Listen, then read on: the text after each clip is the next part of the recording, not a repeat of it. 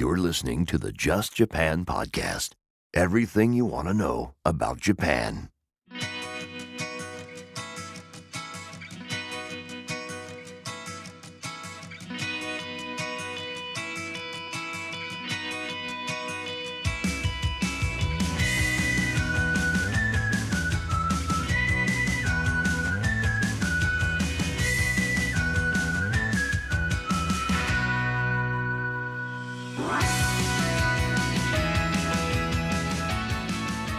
Hey there, folks, and welcome to episode number 154 of the Just Japan podcast. Everything you want to know about Japan. My name is Kevin O'Shea, and I am a very Genki, a very excited, very enthusiastic, and energetic host of the Just Japan podcast. And if you're asking yourself, hey, what the heck is the Just Japan podcast? Well, I'll tell you, it's a weekly show, a weekly podcast where I bring to you profiles of different people around Japan who are doing some really cool things. That's right. Each and every week we bring on different people who are doing amazing things. They involve history, food, culture, language. They're working here. They're studying here. They're innovating here. They're doing cool things. And that's what the Just Japan podcast is all about. My name is Kevin, as I've already mentioned. Kevin O'Shea, and I'm a Canadian who lives in Kobe, Japan. I've been here in Kobe, which is in the Kansai region of Japan. I've been here for about 9 years, and I love this place. I love this city. I love the region, love the area. And this week, we've got another great show. Well, they're all great. Another great show that's Kansai themed. That's right. I'm going to be talking to Justin from the Kansai Culture Blog. That's right. This is a relatively new blog that I am a huge fan of, and you're going to hear that in the interview. What I really like about this blog is that many people come and go from Japan. A lot of people start up blogs, and they're often kind of thin. They're not deep. They don't cut deep.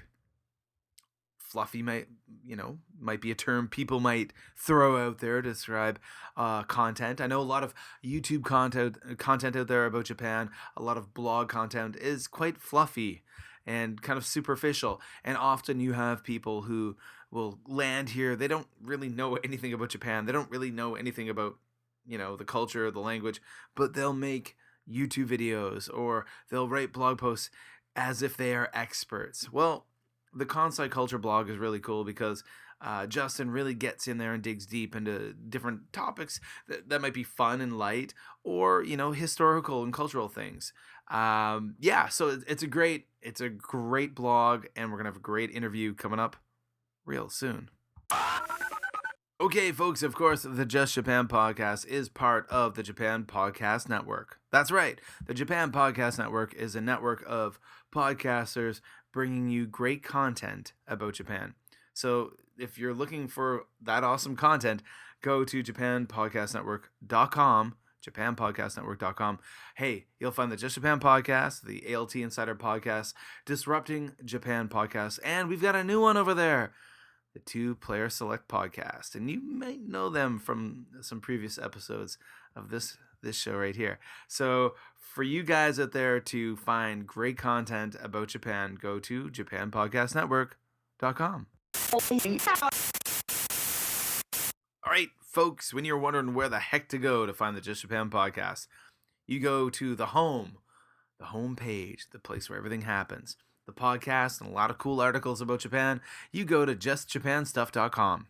That's my site. I write a lot of the stuff there. Go check it out.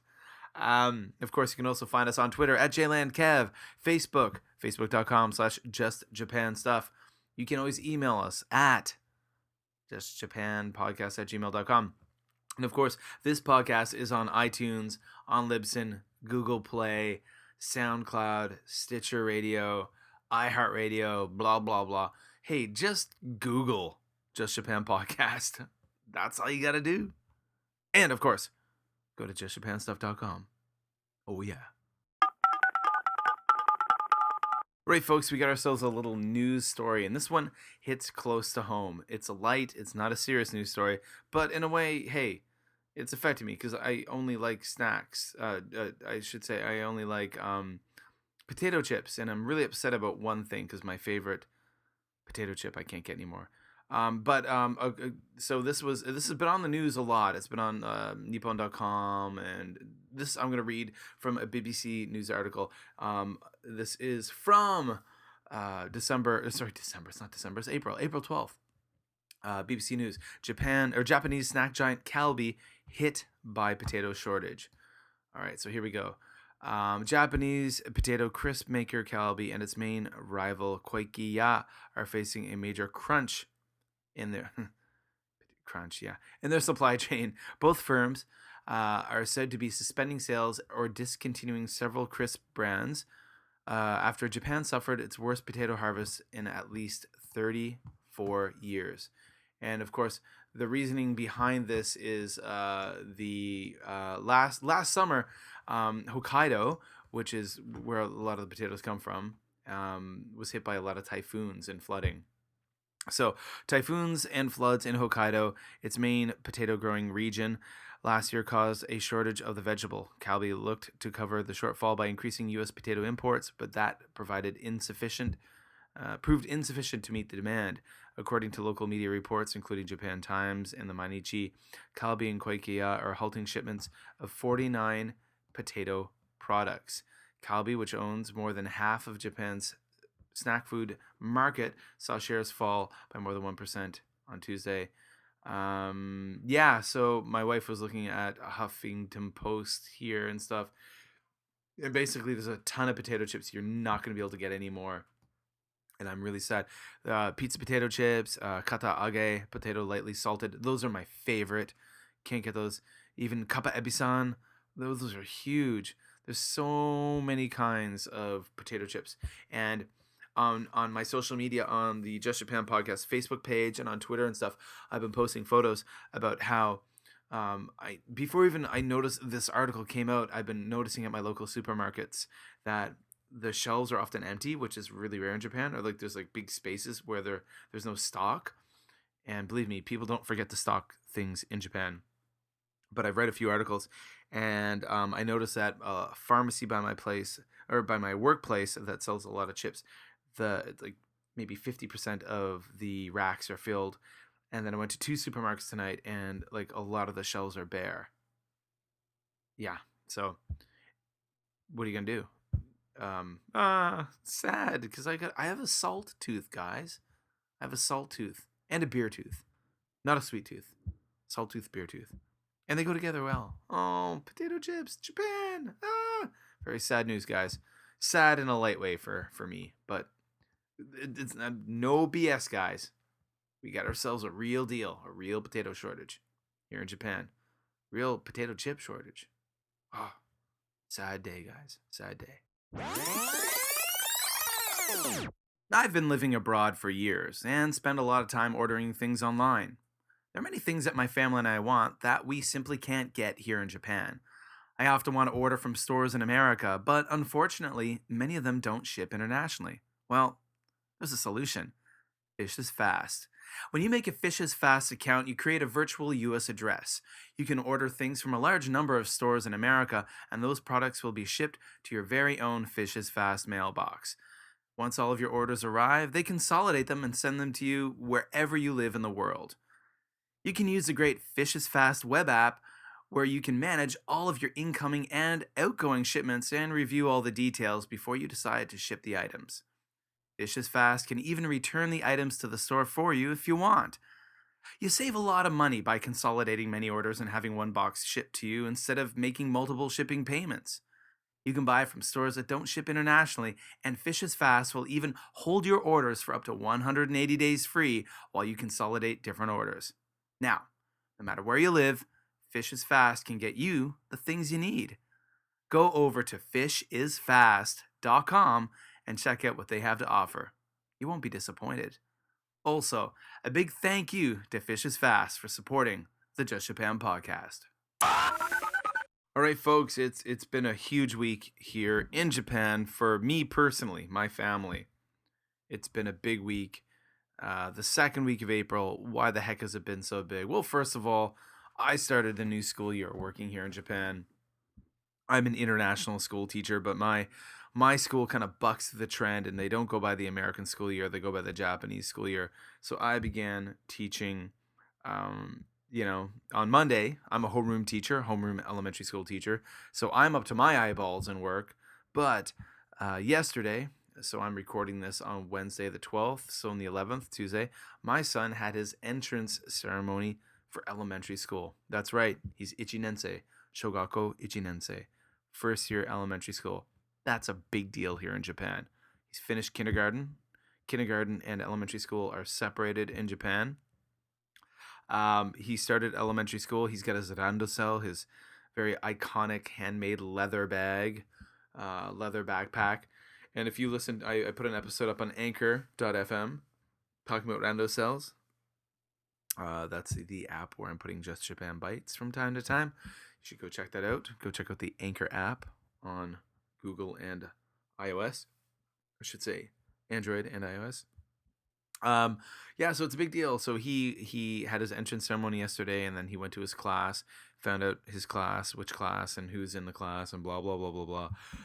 And families are allowed to go in and take pictures and stuff. I unfortunately could not go to the entrance ceremony because I had to work. It's a big deal because I'm a homeroom teacher, and it was my students' second day of class. I definitely had to be there. Couldn't take time off that early into the game. But my wife sent me lots of wonderful pictures, and my son's grandmother was there, and his sister was there, and that was great. Today he had his first day. For the first few days, they are just half days. Go in the morning, and it's really cool. They do some really awesome things to kind of provide safety and stuff. Each grade 1 student, newly minted grade 1 student is teamed up with a 6th grader. So each and every morning for the first week of school, a 6th grader will meet my son and take him to school. And then in the afternoon, they come home in groups along a very specific route, which makes it very safe. So today he went out and he had a play date, I suppose, with a new friend of his he made in his class, and they met up at a local playground and went outside and played after school today, and that's a lot of fun. That's a lot of cool. I'm very happy about that. And what goes on tomorrow? My daughter has her entrance ceremony for kindergarten. She's starting kindergarten. She's 3 years old. She'll be 4 at the beginning of May. We have 3-year kindergarten here in Japan. Again, there's another entrance ceremony I sadly won't be able to attend, but my wife is, being the super trooper that she is, and she is a super trooper and a half, and she's going to be taking care of that side of the family business, I suppose. Again, it'll be my 4th day of the new school year at work, so I just can't take that time off, sadly, to do that. I got to see my sons, but won't be able to do this year. So my daughter will be in kindergarten, my son's in elementary school. Wow, big changes in the house, big changes.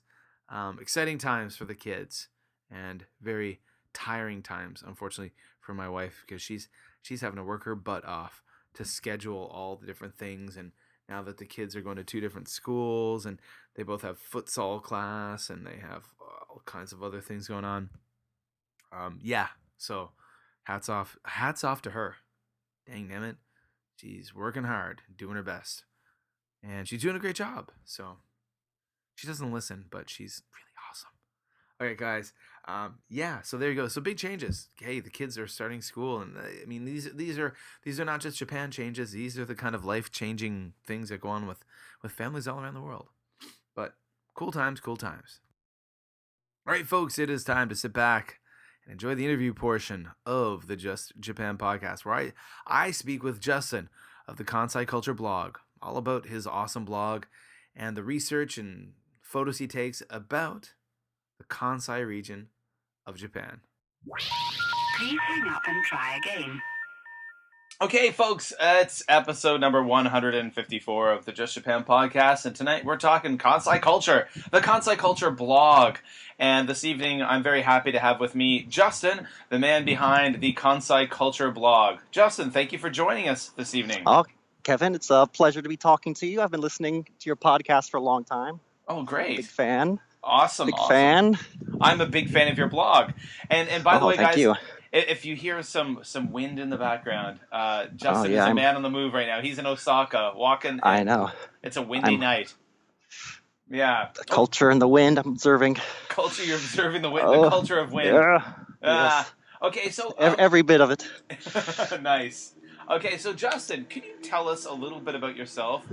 Maybe where you're from and what Oh, brought okay. you to Japan? I'm an American. I'm 33. I came to Japan for kendo. So kendo is kind of my reason for coming to Japan. Oh wow. And I work as an English teacher. Mhm. So yeah. Well, okay, so But now I've got a whole oh, new okay. now I've got a whole new series of questions to ask you that I didn't Oh, okay. think of now. The whole kendo connection. Have you listened to last week's episode of the podcast? Oh, yes. All about Yeah, the swords. swords. Yeah. Cool. Okay, so you're obviously maybe someone then. I assume you have a bit of an interest in swords yourself. Oh, yeah. Yeah. Uh, Whenever there's a museum exhibit or festivals related to swords, I'm involved. So kendo is kind of a side branch of that. So I'm yeah, really whenever you meet a kendo person, they're sure to have some at least a passing interest in swords. I'm curious. First of all, how long have you been here in Japan? I've been here 4.5, almost 5 years. 5 years, and that whole time you've been living in Osaka. Yes. So you're in the Kansai area now. I'm curious. How long have you been a practitioner of kendo? I've been doing kendo for 13 years. Oh, really? Yeah, when I was Okay. 20. Yeah, so since I So was so how 20. how did you get into kendo? How did you discover it? There was a really small kendo club at my university. My university had 50,000 students. It was a big state school, Oh, wow. but the kendo club was struggling just to have enough members to keep its registry in the school club sports. So Okay. yeah, so they talked me into joining, so they would have enough people to continue existing as a club. So yeah, which was kind of a bummer because the Quidditch team had like 50 people, but the kendo club only had the three minimum members. So the fictitious sports Yes, club, the Harry Potter sport was overflowing with people, but and what did they the do? traditional. Did they just like run around on brooms? Yeah, they run around with the brooms. They have some hula hoops that they would throw the golden snitch through or whatever. So it was Oh, kind of there you go. Okay. yeah, it was kind of sad to see everyone going to the I don't want to offend Harry Potter drive fans and because passing by yeah, the I don't kendo want to table. I don't want to offend Harry Potter fans because I Yeah, really enjoy the series, but come on guys, kendo, cool, yeah, kendo's where it's sword, at. samurai stuff, guys. I know, so Yeah, awesome. yeah, wow. Okay, so you got involved in kendo. Is Hmm. that what got you interested in Japan? Yeah, that's what got me interested in Japan. I think most people who start kendo have an interest in Japan already, so it's kind of a chicken or egg kind of thing. So they go hand in hand. Hmm. It's hard to separate the two. Okay, cool. Well, okay. Now, folks out there in Just Japan podcast land, the reason why Justin is here tonight is because, hey, I'm a fan of his blog. He's got a blog that I really like, and I want you guys out there to like it too. So it's Oh, called the thank you. Kansai Culture Blog, and first, hey, can you just tell us what is the Kansai Culture Blog, and why did you want to start this thing that you do?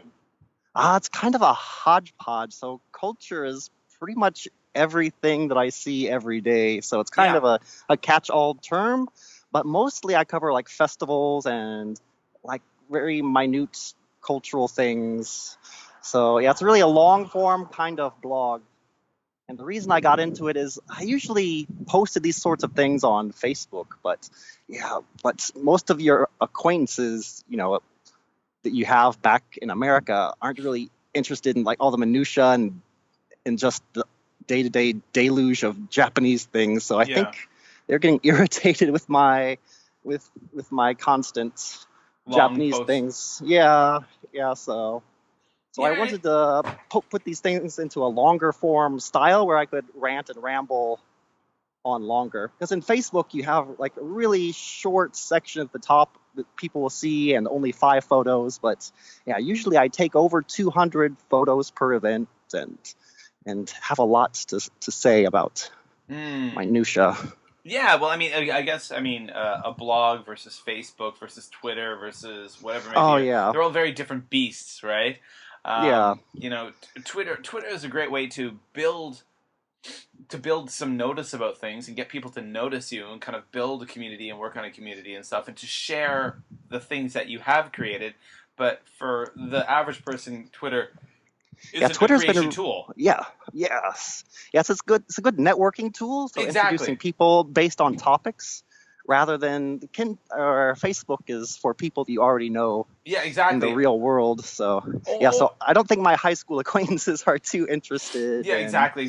Or in Tengu or whatever. if for example, if you have a podcast like I do, or you have a big YouTube channel or something like that, a Facebook page is a great place for your kind of your community to kind of gather Oh yeah, and enjoy things. But that's kind of the Facebook page. But I understand what you mean. Like, yeah, it's I good for the real life side. yeah, I've got my my own personal Facebook, and then I have my Facebook page for the podcast and my YouTube.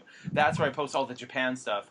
My actual personal Facebook page, it's kind of limited the amount of Facebook or Japan stuff I post because I know that that's not that's it's family, it's friends. Oh yes. They're like, occasionally they appreciate me posting something from like Rocket News 24, like weird Japan, But if I'm just like posting Japan, they're like, yeah, no, Oh yes. Yeah. they're tuning out, right? Yeah, Yes. yeah. Okay. So you created this blog. Now, when did you start the blog? Really recently, it was this summer. I had a few posts going, but kind of being busy with work and things, I didn't really post too many things. I think it was only about 14 posts at the time when I met you at the Christmas party, Mm-hmm. the Podtacular. So I've been doing a lot more since the Podtacular because of like the New Year's break that we had, and now we're on the between terms for the ALT job, so I have a lot more free time. So I've been posting a lot of things this week. I have a really long backlog of photos and things I want to Okay. write about, but Yeah, that's yeah, now I have time. okay. Good. Nice. Yay, content deluge, please. Oh, So yeah, so Justin came to Kobe oh yes, on the December break, and you came and hung out with myself and Molly and Tomoko and a Molly whole and Jason, yeah, Jason and yeah, a whole quite a few bunch of people. other awesome, cool people. And that was a bit, it was a bit of a, I don't want to say, it was kind of a rough start to that meetup. Oh We well, started in a it place was that a was nice really finish. too small, but we had a great finish. Oh yeah, Yeah, a lot of fun. yeah, we were too big for that venue. You Hmm. should look at it that way. Exactly. We were too big for the They couldn't venue. contain us. Yeah. Couldn't contain us, exactly, which is a great way to do it. A great way to look at it. So now, Well, speaking of that, that's another good example of Facebook, like meeting people in real life and arranging a meetup. So that'd be harder to do with anything else, oh, but absolutely. that's a No. good. That's why it's always great. Like when you are like a blogger or a podcaster or a content creator in general, to kind of have a few different things out there. To have a Facebook page or to have you get your blog, you get Twitter. It's good to have all those different things, right? Because they all have different Yeah. purposes. So okay, so Justin, your blog posts, I got to admit, and I really enjoy them, because they're very thorough. Oh, And, okay. Yeah, thorough and is a nice way of yeah, saying. no. I I would mean, say like rambling no, and not rambling. scatterbrained. Okay, these days, okay. Let's backtrack. The thing about your blog that kind of really catches my attention is that it's kind of like blogs that I remember from a few years back, before YouTube Oh, was before so clickbait and okay, exactly, and monetization. before the clickbait, before the monetization, before like you know.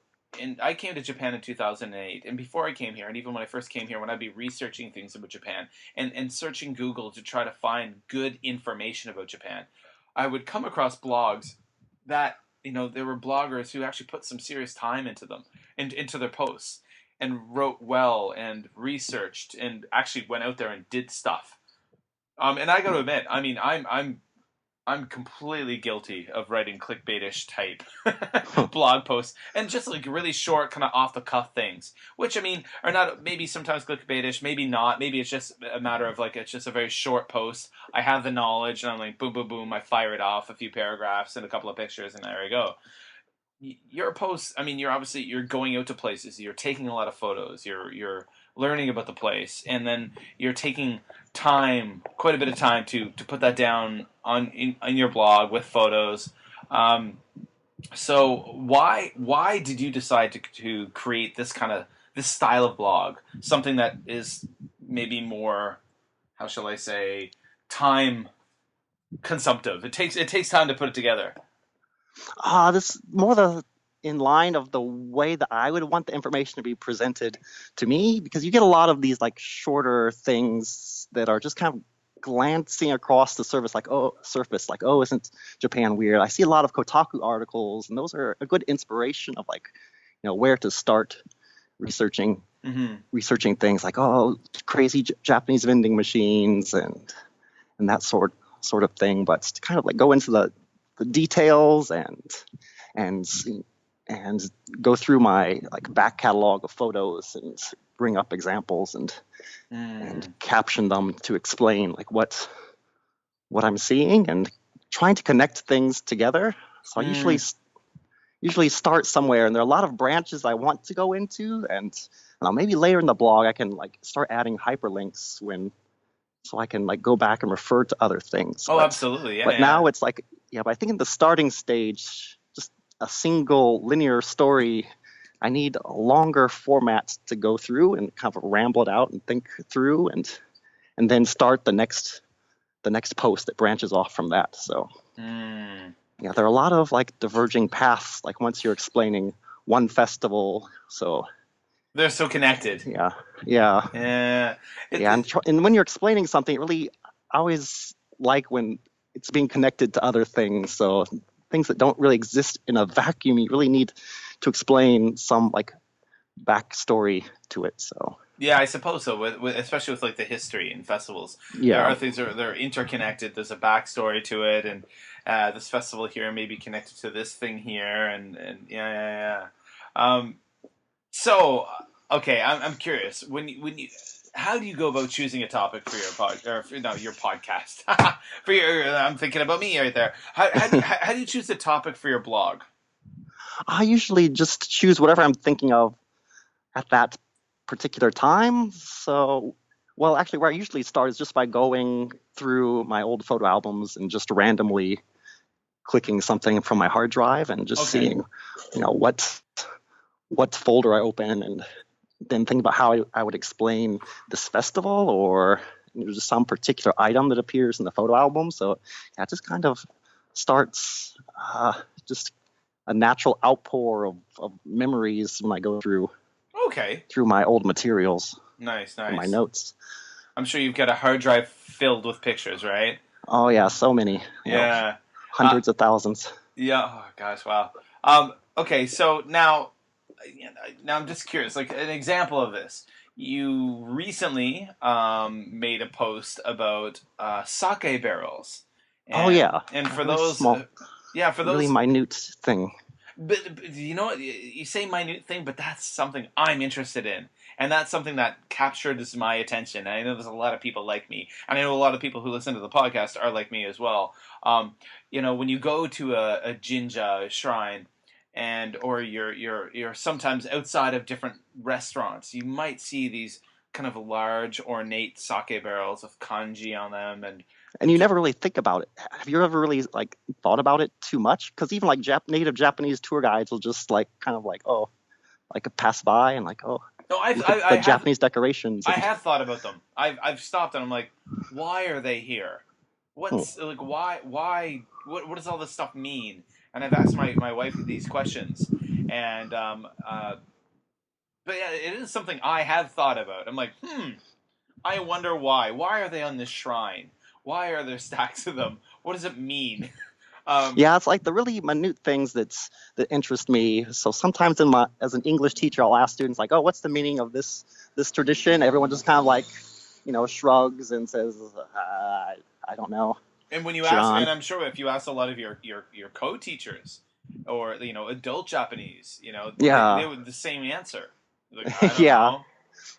yeah. It's like if you ask a Westerner, like, "Oh, why do you cut down a tree and drag it inside and put knickknacks on it and lights for Christmas?" Like, I don't know. A lot of people wouldn't be able to tell you any kind of or Yeah, exactly or Halloween. Why do people dress up in costumes and walk around with why do we carve jack o' lanterns? The average person wouldn't be able to kind of go back to like kind of ancient times in Ireland and the kind of Catholic tradition of All Hallows Eve and talking about protecting yourself from spirits by taking a turnip and carving a face in it and having a lantern so spirits would not attack you or harm you. Yeah, exactly. There's a lot of information there, but we don't really need to know it to celebrate the way that we Exactly the way that celebrate. we And do it now. that's the Yeah. true in any culture. Yeah. It's like, why are we doing this? Yeah. So, I mean, that's the whole thing. Folks out there in Just Japan podcast land, the reason why I like the Kansai Culture Blog is because Justin does look at things that way. And there are things that I find interesting, too. I mean, you look at stuff that, I mean, what you say is like really small things. Those are the interesting things. Everybody talks about a new snack. Oh, yeah. Everybody talks about some kind of new crazy thing in Japan.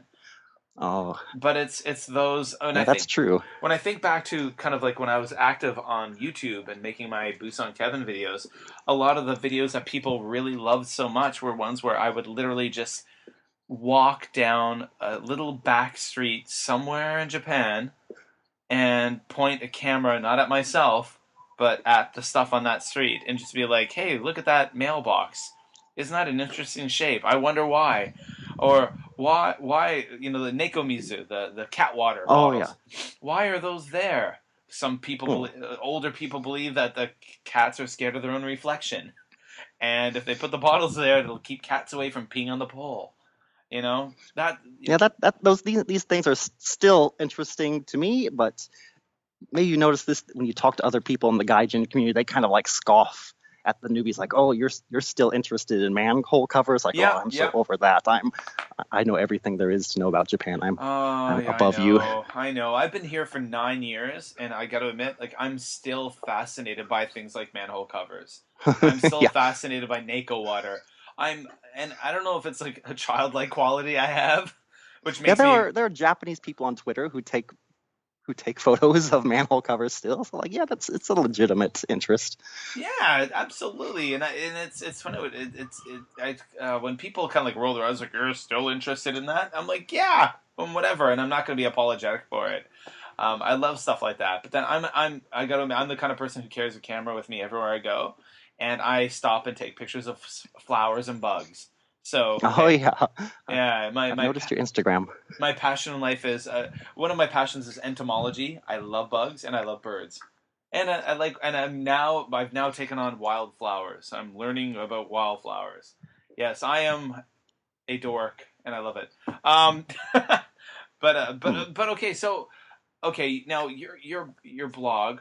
I'm curious, like that post you put together about sake barrels. How long does it take you to put something like that together? I mean, you're obviously not slapping that together in 20 minutes. If you count the actual taking photos, because I never actually set out to make a single piece about sake barrels, but just going through the albums, it's like, oh, there's a picture here of one and a picture here of one. So it's like, oh, why don't I go back and draw these things together? So yeah, just like searching through the albums with so many photos. Just I'm like, oh, where did I see that huge stack of because I diluted it. So, but then you've got the you've got to research about the topic and find out the different what things are called and this and that, and then actually write it. Oh yeah, proofread it, make sure it's all okay, and then put it online. How long would you say that like say that for example that post itself? How long would that have taken you to put together when you think of all of that time you spent? Oh, that probably took me 4 hours or so. Yeah, most of that was just searching for the photos. Like, oh, there's this one really cool photo. Like, which year did I take that, and which festival was it? Like, yeah, it's a lot of it is going back through that and like searching for some like hard data, like what are the measurements on these things and how many liters they cost and what is the cheapest place to buy one. Yeah, a lot of Googling. Nice. Okay. But details. But like you said, 4 hours plus. So yeah. Not a lot of people, I think, these days take that much time to write a post, and it shows. It shows in a good way. Yeah, only the amateurs would do that. That's not professionally sensible. It's out of passion, right? Yeah. That's what fuels us to do these things. for example, I mean, if you heard last week's episode, the Just Japan podcast has its first sponsor. Oh, yes. But there was 152 episodes where there was no sponsor. And that's actually more than 3 years worth of podcasting. Oh, And yeah. it takes a lot of time to do it, but I do it because I love it, Yeah, I'm sure. And just another important thing is there are a lot of young people coming to Japan. They're very enthusiastic, just getting off the plane, taking pictures of manhole covers. But you've been here for a while with the wife and kids. So kudos to you for persisting. Yeah. Well, I mean, I've never done it to be famous. I just do it because it's a lot of fun to do, and I love it, and I love the community and the people out there, the Just Japan podcast people listening. It's fun contacting people and having people contact me, and it's just fun. It be fun. Nice. Okay, so moving on. Okay, now I'm really curious. Now you've already kind of mentioned that you your past photos that you've taken over the years really inspire kind of the posts that you make. Recently, now you went to an event that I always wanted to go to, and I always forget. Oh, I know the one. I always forget, and then when I see Oh, your how can you forget this one? This one's the best. when I see your pictures, I go, "Oh my god!" Yeah. So you recently shared a lot of photos. I think you put it was like 3 different posts. Yeah. Oh, or maybe Or more? 7. I forget. 7. Yeah, it was Okay. a series. Yeah. Yeah. But there were different themes with the costumes. Yeah. But you recently shared a lot of photos of a big yearly cosplay event in Osaka. So Oh, I'm yes. curious, can you tell us about this event and tell us about the posts and photos? Nipponbashi Street Fest is probably my favorite event in Osaka. It's a big gathering for cosplay and anime people in the electronics district of Osaka. So Dinden Town is really famous for like electronics and maid cafes, and it's been getting It's kind bigger of like the every Osaka year. Yeah. the Osaka version of Akihabara, right? Yeah, Akihabara. Yeah, so if Dinden Town is Akihabara, then Nipponbashi Street Fest is our Kamaket. It's the big cosplay event. Many thousands of people wear their costumes, and many tens of thousands of photographers converge to get photos. And so Denden Town, where is Denden Town? Dinden Town is near Nipponbashi Station, so a really popular gathering. So if you go a little bit south of the popular Namba nightlife area, then you'll find Dinden Town. Now, Denden Town, I'm going to assume that a lot of foreign tourists who are into Japanese kind of popular culture, anime, geek culture, otaku culture, whatever, go there, right? Yes, yeah, you see so many people there. Even if you look at some of the big American blogs like Kotaku, there's always Kotaku coverage of Nipponbashi Street Fest. So it's a world-renowned cosplay fest. Oh yeah. Yeah. Japan has a few, and I'd say Nipponbashi number 2, number 3 in Japan, maybe in the world. Nice. So you Comic went there. Con's pretty big. So. And when now? Oh, so that's the one in Tokyo, right? Oh yeah, Kamaket is in Tokyo. Yeah. I got to admit, I have never been to an event like that. Oh, I've been to quite a few. Nipponbashi is special though because it's out on the street. Oh. It's out on the street, is it? Okay. Yeah. So, yeah. Well, I mean, I saw that from the photos. It's right out there, and it's kind of free for anyone can go and see it, right? Yeah. Anyone can see. Anyone can participate. So if you want to like join some of the after parties, you have to pay a little money for like a wristband and for your photographer to get into the parade and to get the swag bags. But yeah, anyone can just put on a costume and go. Are there a lot of foreigners who do it, who participate? Oh yeah, there are a lot of foreigners who take photos. There are a few people who participate. There are some people who travel in from overseas to participate. So I think there was an Italian cosplayer. And yeah, there were quite a few people, and cosplayers come from all over Japan. Yeah, but it's not as international as the Nagoya World Cosplay Summit, where they actually have teams and they'll say, "Oh, this person is from here and this person is from there." It's more just kind of like random people wandering around the streets. Okay, because I mean, obviously, cosplay is actually, I think, becoming more and more popular in America and Canada with the whole kind of con culture and how the con culture has exploded in American Oh Canada. yeah, I mean, there's just and you see it cons. more. Oh yeah.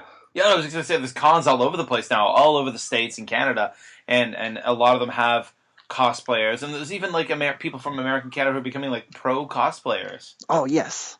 Yeah, that's. I'm glad that you mentioned that point because the distinction between like the pros and the amateurs are something that you'll notice when you go to these events. Oh, really? So yeah, yeah. With the internet allows people to really network and see what other people are doing, and yeah, out of this, there kind of emerged the semi-pro Twitter cosplayers. So if you see the cosplayers, some are like these really gorgeous young women. It's like, oh, why are they like volunteering to to throw themselves into this mosh pit of otaku and these like pervy photographers around them?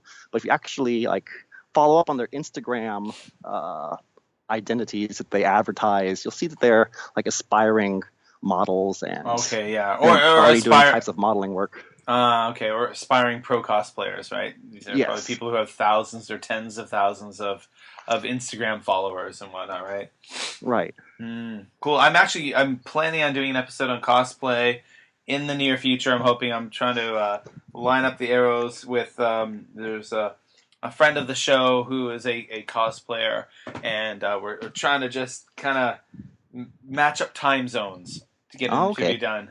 That's one of the issues with Okay, just I have something you might be interested in because yeah. SUNY Ryukichi Park has just started this campaign where every month they'll have a weekend where cosplayers can come. There's a park in Osaka. They have an international garden, so there's like a Chinese garden and an Egyptian garden and Oh, okay. whatever. So it's a really popular cosplay spot because people can wear their costumes and then pose in these different settings. So it's a really hot spot for cosplayers. A lot of like photogenic type places have started these programs like, okay, we'll invite cosplayers in for a special cosplay day and Oh, a photo cool. shoot. That's awesome. That's really cool. I mean, people have asked me over the years, and I think we've talked about this in recent episodes about Japan myths. Oh, you're in Japan, you must see cosplayers all the time. No, Oh, you yeah, know, very, no, I very rarely. You don't. have to stumble into an And my event my day my or a daily professional. yeah my daily goings about going to work and shopping, I don't see cosplayers. But when you do go to beautiful parks, occasionally you'll see some people out there, like some friends out there, and cosplayers just doing it for a laugh. And often you'll see they'll have a suitcase or a couple of suitcases, and they Yeah, always suitcases and a cameraman and lots they, of camera equipment. And or they'll can just be be really like, involved. or just even like themselves without the cameraman. They'll Oh, have on yes. their own. They'll have a very nice Oh, camera. yeah, setting up a tripod. Yeah, I've seen people trying to set up tripods on their own Yeah, and and posing. They they look, tend to always have very nice cameras. yeah. Yeah. Okay, so I'm curious. So I mean, you've been doing this blog. You mentioned since last year, but you've been Mhm. more consistent with it recently. And Oh, yes. um, now that you've been here for 4 years and been going around taking tens of thousands of photos. Since you started the blog, do you think are you looking at Japan in a different way? Are you starting to think of, hey, that would be something fun to write about? Ooh, maybe Yeah, that's something I could write about. yeah. I've been keeping some like a list of topics on my phone, so I have a really long backlog going now. It's kind of become a looming cloud over me. So, I'm laughing because I know this all too well. All of the things that I want to do that I never have the time to do. Yes, yes. Um, so okay, so for the Kansai Culture Blog, you've got all these ideas. Do you have a method for managing it? Or are you just kind of like, okay, I'm going to try to take this one on this week and this one on next week? uh, I try to do things that are more relevant to the current calendar. So sometimes I'm looking through my photo albums and like, oh, I'll find a really cool event that took place in November, but now it's April, so it kind of feels weird talking Yeah, about that yeah, because sure, sure. if it sparks an interest, people would have to wait so long Yeah, yeah. for the next round. Good point, good point. Yeah, Uh, most of what I do is covering festivals. One of my posts is about the festivals that I've gone to, and so there are 300 festivals that I've gone to and that I have marked. So yeah, wow. going through that backlog and marking them on a map and explaining what they are and So you got a map. the Okay, small so things. what? Tell us about this map. You got a Kansai Festival map. Yeah, I've been keeping a Google map and marking the type of event and when it occurs and where it occurs and directions on how to get there. So mostly Oh, it's festivals, but the map also has a few interesting things as in terms of like natural phenomenon, like the cherry blossoms, plum blossoms, peach blossoms, nice. Well, that's a great. the sea fireflies. Oh, that's a great resource. So really great resource. So that's available on your blog when people go to the Kansai Culture blog. Oh yeah, it's been the most popular post I think because it's kind of a reference that people can go back to. Yeah. Yeah, Especially it's kind people of that are difficult to traveling. manage. Yeah, If because sometimes the event only takes place, I don't know, a few years, and then the managers kind of disappear, or mm, the timing will change because of the weather or declining populations. So gotcha. so it's I can't totally vouch for its accuracy, but it points you to websites that you can go check if you're interested. But yeah, mostly it's providing a calendar and a sense of proximity to wherever you are in Japan. Nice, awesome, great resource, guys. Um, now I'm okay. You've been traveling around Kansai for a few years now. You've been taking a lot of photos. What are some of your favorite places in Kansai?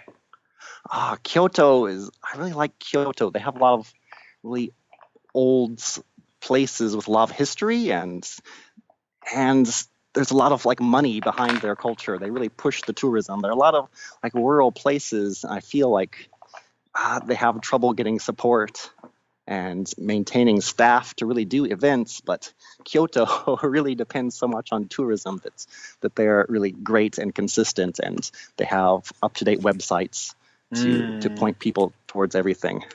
yeah, Kyoto's always a popular spot. Are there any kind of more how should I say, kind of like Obscure, yeah, obscure more. off the grid places that are I'd say special to I went you? to Tatsuno. That Tatsuno, maybe you live in Hyogo, so maybe do you know Tatsuno Castle? I've heard. Oh, I've never been there. I've heard of it. Yeah, that one was maybe last week. That was about a week ago, and they have a special cherry blossom event, and they have a parade of people in samurai armor at the from Tatsuno Castle to the Tatsuno Shrine. Oh, nice. Yeah, so that's the most beautiful place for cherry blossoms when they're blooming. But this year the cherry blossoms were late, so Hmm. the nature and the predetermined parade schedule didn't match up. That So was a that big problem happens this year. Not sometimes. exactly. Yeah, it got a bit colder all of a sudden. It was getting warm. Then we had a bit of a cold drop here in the Kansai region, and the cherry blossoms basically they bloomed a week or more later than expected. Yeah, there Um, are some festivals that will just be ruined for years and years in a row because of just the weather and when the rain falls on some yeah, daimyo's birthday, they can't have the daimyo's birthday parade. I'm curious. Have you ever been to Akashi Park? Oh yes, Akashi. I saw the Yosakoi there 2 years ago. Oh, Yeah, okay, cool. yeah, Cause the castle ruins at Akashi. yeah, I Yeah, used very near a train station, so you can yeah. see them when you pass through. Oh yeah, like right across the road from JR Akashi Station. No, I used to work in Akashi, and I love that park. I miss that park so much. That was a great place to hang out. And I'm sure it still would be if I go there. I should just go there, Kevin. Go there, Kevin. Yeah, You're in Kobe. Southern Hyogo has some really nice things. Yeah, definitely. Now I'm curious. Okay, so uh, I'm gonna throw this out there right now. For the podcast listeners, what? Okay, so what is the URL for your blog? It's kansaiculture.blogspot.jp, so it doesn't have its own domain. Yeah, I've been thinking about changing it because Kansai Culture was already taken. I noticed that after I set up the Facebook page and then the Blogspot page. But yeah, Uh, there's a group that organizes a museum day who has the Kansai Culture domain. hmm. Yeah, I have a friendly relationship with them. We cover a lot of the same things and festivals. So Okay, nice. But so kansaiculture.blogspot.jp. yes. Would it be .com as well? Would that go there? Oh yeah, you could change blogspot.com. Yeah. Okay. Yeah, Oh, JP is just the is just one letter shorter. I don't know, That's where we are. that's It's why I where said we that. are. Where we are. That's where you started it, right? Okay, so Yeah. kansaiculture.blogspot.jp. That link is going to be in the show notes, folks, at justjapanstuff.com. Now, I'm curious. Do you have any? Can you give us a little bit of a sneak peek into some future posts? Yeah, I'm working on a few. Today's post was kind of controversial, so I'm expecting, I don't know, some comments on this one. But I've been wanting to write more about teaching in Japan. Mm. So I have to admit, few more things about that. I saw it. I saw Yeah, the yeah, title. I it's didn't best read it not to talk yet. about it. Yeah, let's not talk about it. I didn't read But it yet, so let's talk about happy things. okay. I'm curious to read it though. Now, after we finish this interview, I gotta go read that. I know I haven't read it yet, so but okay. So, do you have any Yeah, but yeah, in the future, more like festivals and things to enjoy. controversy? Can be okay sometimes. It's interesting if you're sharing your feelings about certain things. You know, you're working in the teaching industry, you're working in the education sector. It's okay to Oh talk yeah, about that. You know, that's yeah. why. Sometimes tempers can flare, so it's like, Well, yeah, yeah. yeah, But that's all good. It's all about Japan, guys. And for you folks out there listening, it's great to get different perspectives about things in Japan. You know, we all have different feelings about things we do. You know, we work, for example, you work in the education industry, you want to be involved in it.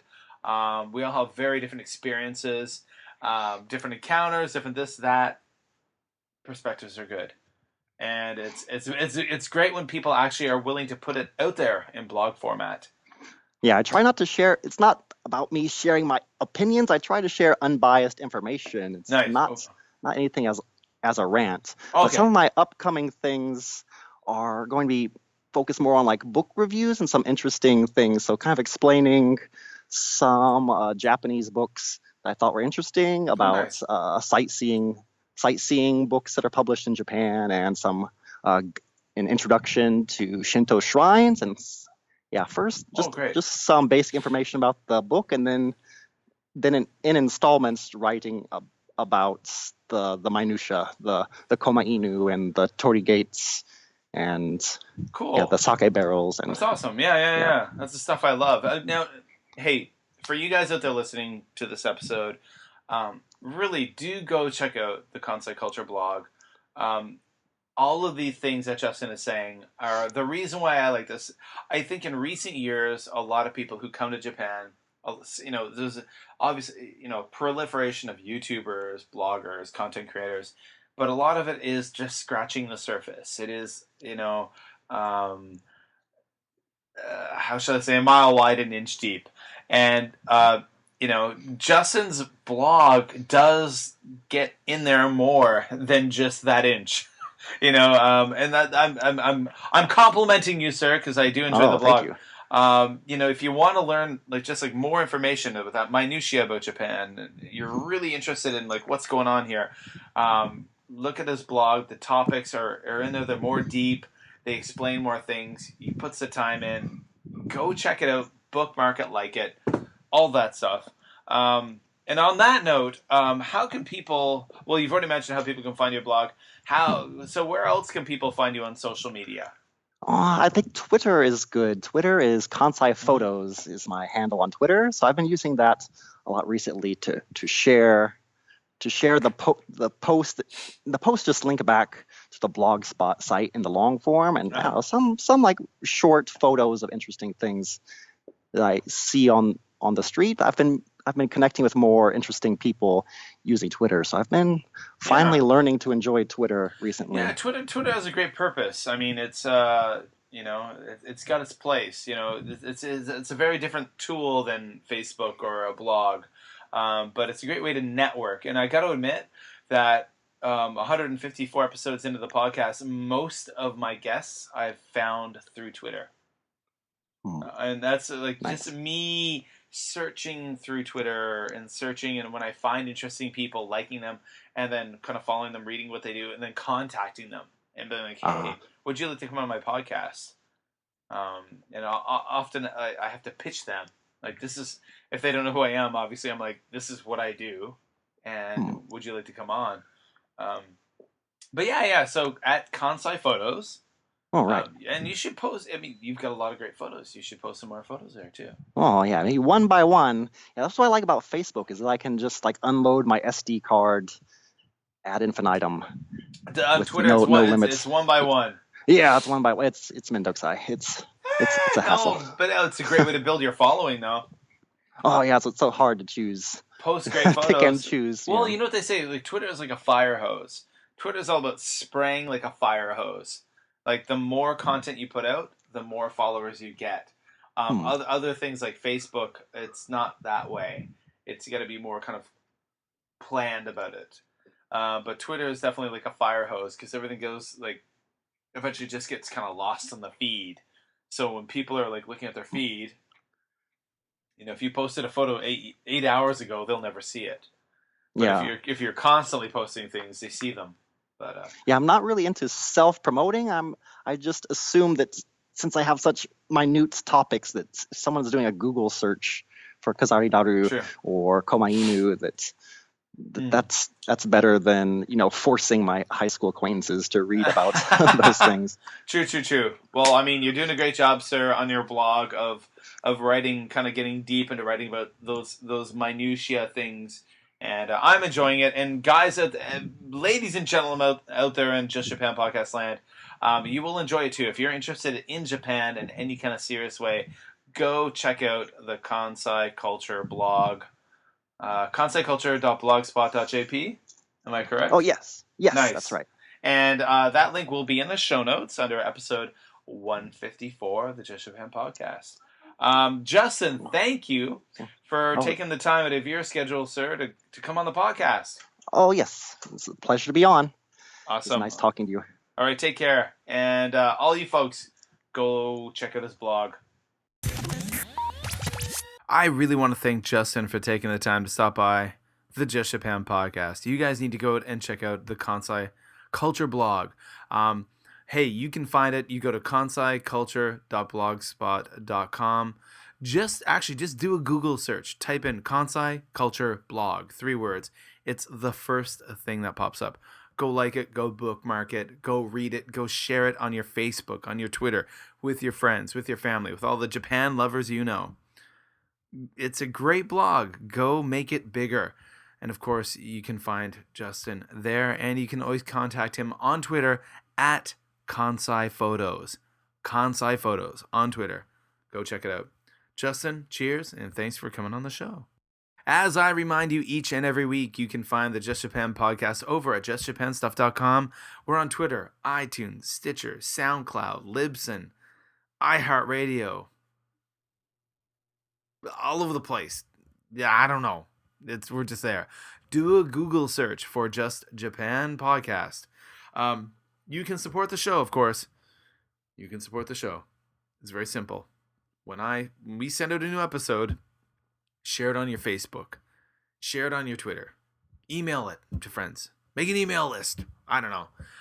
You got friends who are interested in Japan? Tell them about the Just Japan Podcast. Help the show get bigger and bigger. If you think you have an awesome story, if you think you have something that would be, cool to share on the Just Japan Podcast, pitch me the idea, folks. If you've lived in Japan or traveled to Japan or have aspirations of Japan and a cool story, pitch it to me. Send me an email at justjapanpodcast@gmail.com. justjapanpodcast@gmail.com. You can, of course, find me on Twitter at jlandkev, on Instagram at jlandkev. Where else? Facebook. I'm on there, that's for sure, at Just Japan Stuff. All of these links, all of the stuff I'm talking about tonight, and all the links to Justin will be in the show notes at justjapanstuff.com. Okay? And, of course, you can also find me on YouTube. I haven't made a video in a very long time. At youtube.com/BusanKevin. Yeah, I'm not around very much there, but I used to be a huge YouTuber. Not anymore. I'm a podcaster now. Yeah, so there you go. All right, well, that does it for another episode, number 154. It's in the bag. It's in the can. We're done with it. We're moving on. And next week, 155. We'll replace it. Well, not replace it, but it'll be new. All right, guys, wherever you are in the world, My name's Kevin. I'm in Japan. I make a podcast about Japan.